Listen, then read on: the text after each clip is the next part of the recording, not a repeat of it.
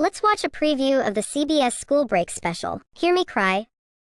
No, you don't understand. He hated the life he was living because it was wrong, because we were wrong. It had nothing to do with you. Now he's trying to build a new life. Yeah, with a son he can be proud of instead of a sick joke like me. Craig! I'm finally happy. I've got no yesterdays. Craig, where are you going? Come back! I'm still alive and I'm in the grave.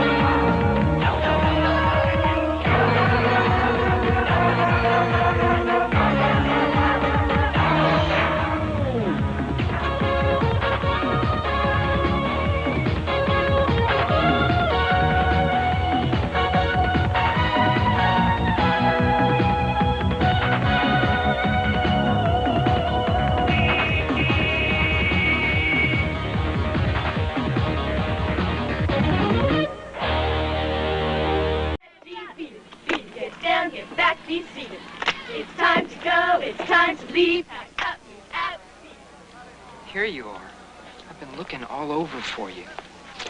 Sit down. Best seat in the house. Yeah, your mom's gone bananas.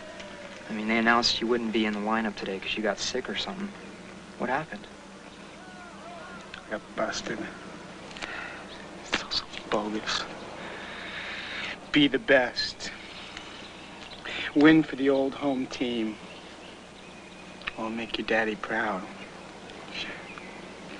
You know what, man? I don't want to make anybody proud. I just want to be left alone. Yeah, I know exactly what you mean.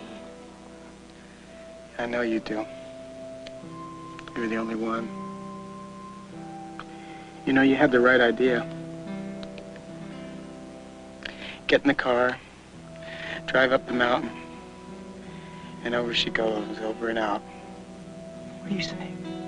Saying, haven't you had enough? All this garbage they're always laying on us. This is your youth. These are the good times. Enjoy it while you can. Say it sucks. This life is worth nothing. I don't even want it anymore. Do you mean it? Yeah, I mean it. You want to do it together? When? Next Wednesday. It's my birthday. We'll give them a surprise they won't forget. Are you in? Oh, I'm in.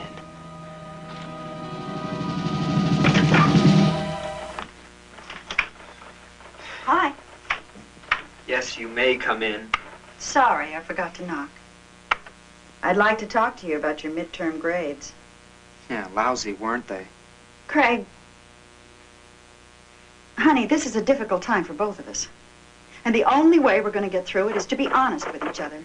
Yeah, listen, could we get into this some other time? No, we're going to talk about it now.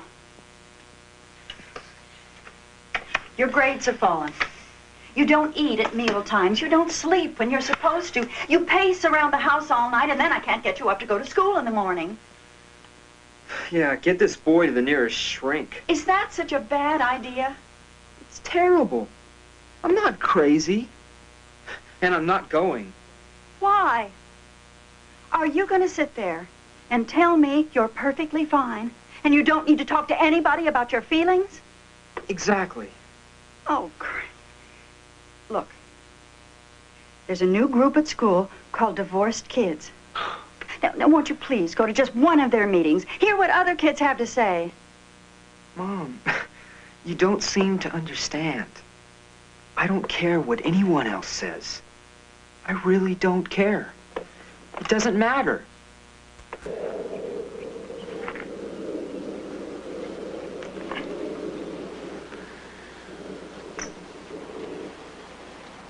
I wonder if you conk out before you hit bottom.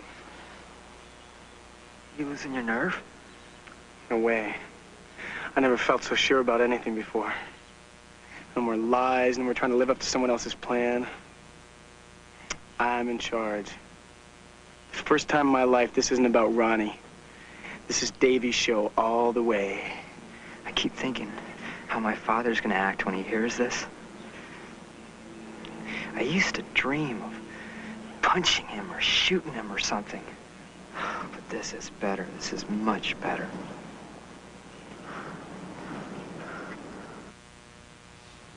Mrs. Taglia? You certainly took your sweet time. What's the problem here? Thank you for coming, Dr. Goldman. Would you mind sitting in one of those chairs? I'm sorry. Oh, it's all right. I think it's important that you look at this assignment David handed in. Wait a minute. The phone call I received said it was an emergency about David. I thought he was injured or something. Oh, I'm sorry you misunderstood. But I think we have a problem here. This is a story about a boy who rides his bicycle off a cliff, looking for the lost part of himself. It's called In Search of the Sky. The boy is so unhappy he wants to die. So, David's a talented, sensitive boy. He writes well.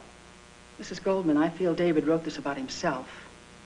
I think he's seriously depressed. Depressed, David? All he does all day long is wise off. One joke after another. He doesn't take anything seriously. Look, I admit I'm not a psychiatrist, but I do have some special training in adolescent behavioral problems. David is demonstrating a clinical picture of masked depression. I'm really worried about him. I hope you can get him someone to talk to, fast. He has someone to talk to, Mrs. Battaglia. David and I talk all the time. Do you? Did he tell you that he was kicked off the football team?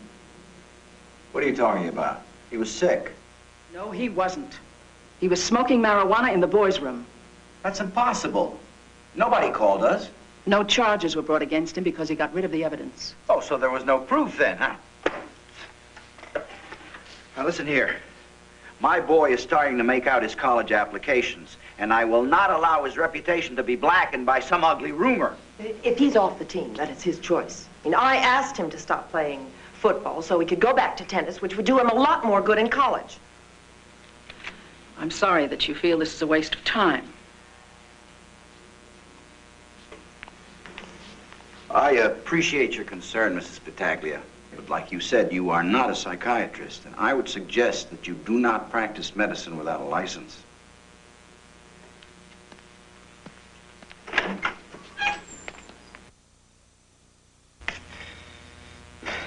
Dear Dad, by the time you get home from work and read this, I'll be gone. I know this will hurt Mom. I'm sorry.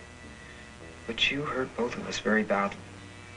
And you don't seem to know it or care. I just had to find a way to show.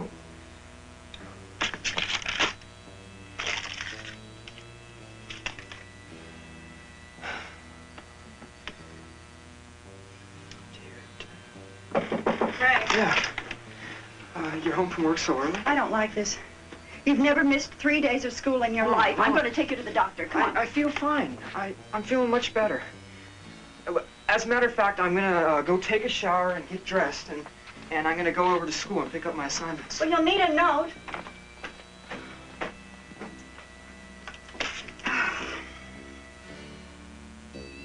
Dear Dad.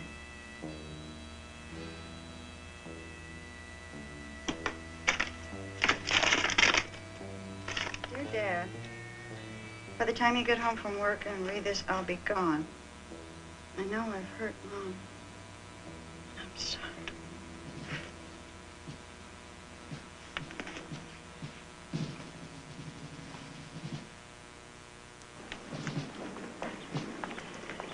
Happy birthday, honey. Thanks, Mom.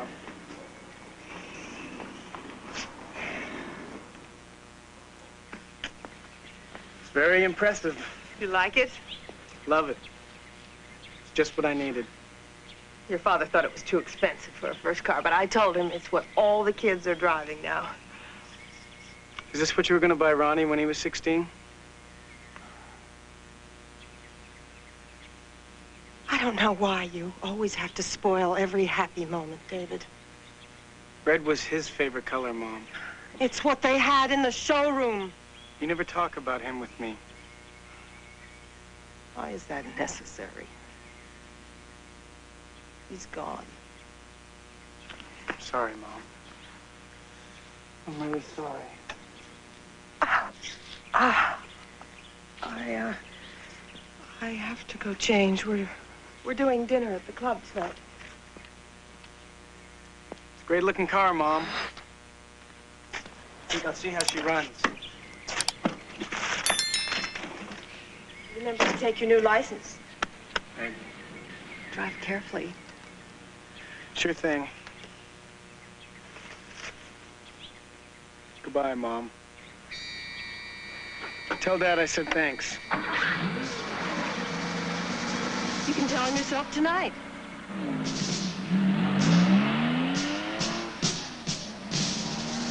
Answer me. What does that letter mean? It was a creative writing assignment. I don't believe you. You're not leaving this house until we've talked. There is nothing to talk about, Mom.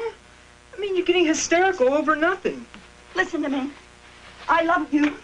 I care about what happens to you. I may not be the one you want to hear this from right now, but I am here for you, and I always will be. Why? I'm a loser, Mom. Everybody knows that. No, you're not. You're a brilliant, creative, wonderful boy. Only to you. What'll I count? If I can see who you are, other people can. He can't. He can't even stand to look at me. He thinks I'm a loser. I make him sick. Oh. He hates me, Mom. I don't know why.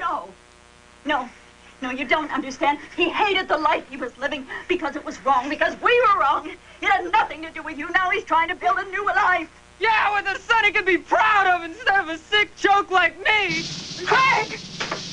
I'm finally happy. I've got no yesterdays. Craig, where are you going? Come back! I'm still alive and I'm in the grave. I'm in the grave because I can't take it. So the other boy jumped? Just as the car went over the edge. What a story. The boy with everything to live for. Class president, quarterback, popular. It's tragedy in the most classic sense. Excuse me. Are you writing about this for a newspaper? Yes, Mary Lou Hanson, Daily News. And you are? Grace Battaglia, head of the English department here. Do us all a favor, huh? If I can. Don't romanticize this. Suicide may be tragic, but it is not romantic. A boy we all cared about killed himself because nobody heard him cry. Not in time, anyway. And that is not romantic. It's stupid and wasteful and selfish. Look, it's very important that we start telling the truth now. When David Goldman went over that hill in his car, he wasn't going off to Never Never Land. His bones were broken. His blood was spilled. He hurt down there. Until he died. If you want to write this story, you put that in. Come on, Percy.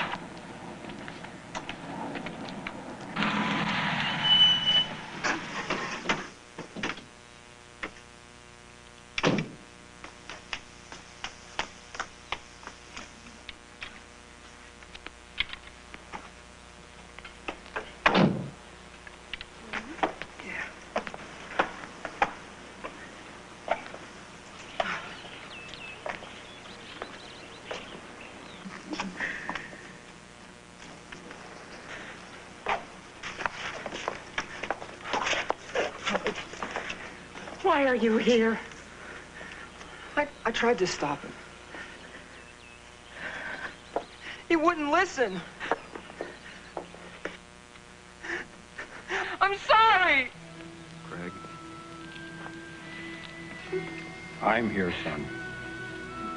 Dad,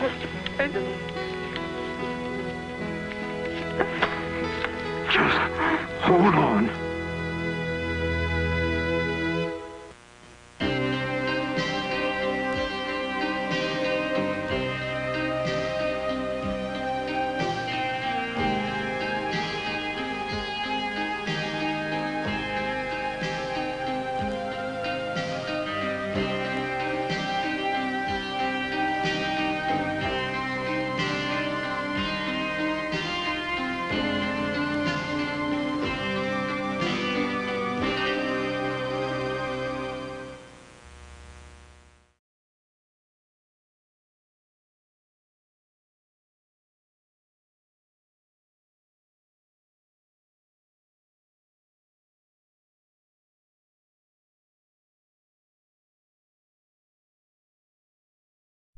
If you are interested in watching more of our videos, then click on one of the links above.